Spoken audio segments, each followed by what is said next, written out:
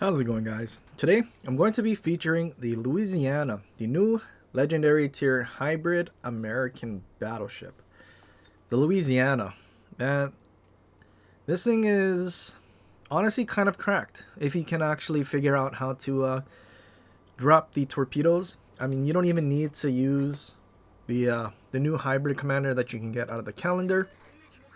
You can just simply go with an accuracy commander. In this one, I'm using New Jersey because obviously New Jersey is somewhat busted. But I mean, trying to drop these I guess torpedo planes for the most part. I mean, if you're not flying through a bunch of ships, like I'm flying through this Worcester's, you should generally be able to actually get off all the torps before you even lose a single plane. It's just unfortunate that we did fly through unspotted Worcester's and we did lose a couple of planes before they did drop their torpedoes, but they basically still did a bit of damage. I mean, if none of the planes get shot down and you actually land all 6 torpedoes, you're doing close to 30,000, if not 30,000 damage, depending on the torpedo protection. And yeah, Louisiana is just kind of cracked. We also have an improved spotter plane compared to all the other ships, as the grouping increase sits at 20%, which is kind of crazy. But yeah, 20% is just absolutely ridiculous. Not sure what the base sigma is on this thing. I did ask, but I don't think I got an answer. I'm sure it's still pretty good because, I mean, even, just basically using a normal accuracy commander, the grouping or sigma on these guns seems pretty decent. On top of all of the, I guess, dispersion buffs from epic or legendary plotting rooms. But yeah, it's kind of cracked. And I mean, sitting behind an island, I mean, with our main guns, we can't even shoot at this Montana, but we can just simply launch planes out of, thin air. And yeah, if Montana doesn't try to get out of there, move, or dodge, he's just going to eat all 6 torps and lose 30k HP for basically no reason. And yeah, Louisiana kind of busted. You don't even need to be spotted, and I mean the airstrike range is really far for what it is. And yeah, I feel like Louisiana will be nerfed at some point, just like the Connecticut did at basically the start of the update whenever it entered early access. I mean, they'll probably wait a little bit though, considering that you did have to spend quite a bit of doubloons to get it, because you needed all those, I don't even know what they called it, Independium, probably, whatever 4th of July special currency it was. But yeah, the airstrikes are somewhat busted in my opinion, especially because you have better torpedoes than our Midway actually has. It's PC Midway torpedoes, and yeah, not the nerf torpedoes that after the CV rework that we got. But yeah, that accuracy though, we absolutely smashed that Worcester. He doesn't have a whole lot of HP, but at the same time, I don't want to keep chasing him, especially with this 32 bow and 30 deck. I'm sure he can keep kiting, and the damage we'll do is mediocre, and we'll keep getting farmed and losing HP unnecessarily. But yeah, at this point, I'm kind of waiting for our fire to die out so we can actually get in the cap. Although I wasn't slowing down in time, so I just decided to just speed up, see if we can bait the Worcester into shooting. He's basically on 1 bar. We take our pot shot, and we know he's going to angle away. He is basically on the edge of our torpedo range, but if I just simply angle it out towards where the Worcester's heading, the torpedoes will still travel beyond what our actual airstrike range is. And I mean, at this point, I think he slowed down to dodge, and our torpedoes are in fact fast enough to catch him. So we do finish off the Worcester here with the airstrike torpedoes. And yeah, Louisiana is kind of busted in all honesty. But yeah, even though we're doing so well on our flank, the other flank is absolutely collapsing. We've lost more ships than they have, and I mean, we basically smashed our flank. killed Montana very quickly, death struck the San Luis. Worcester's now dead. So the 3 things that are dead were the 3 things that I killed on this flank. And now it's just a Yamato that was sitting bow in their spawn. And I mean, our team is trying to push into B, but I feel like as they push into B, they're putting themselves in a crossfire with everything that's at A.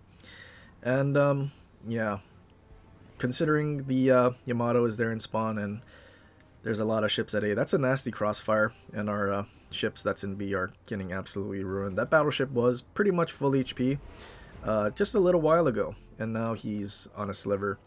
Trying to push into their spawn to see if I can get a crossfire on this Yamato.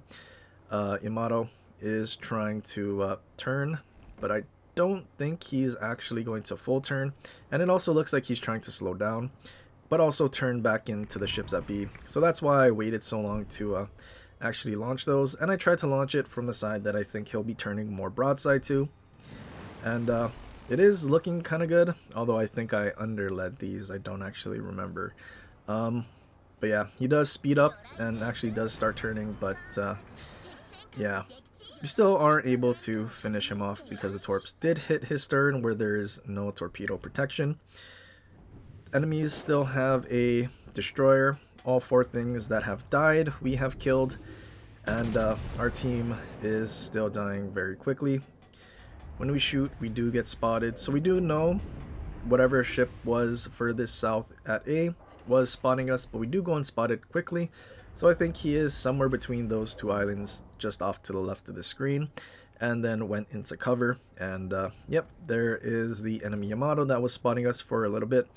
And yeah, it's not looking good for our team. They still have a destroyer, and we don't really have a way to spot them. I switched to HE because Bowin Yamato, I mean, that's the best thing that we can do. And yeah, their Yamato's getting absolutely farmed. Unfortunately, fight fire with fire. Yeah, fires get put out, and yep, enemy destroyer in our spawn. Our cruiser is in a terrible position, and he actually does get death struck. So our team just completely collapsed, and yeah, doesn't look good. The only thing that we can really do is charge in and try to do what we can at this point.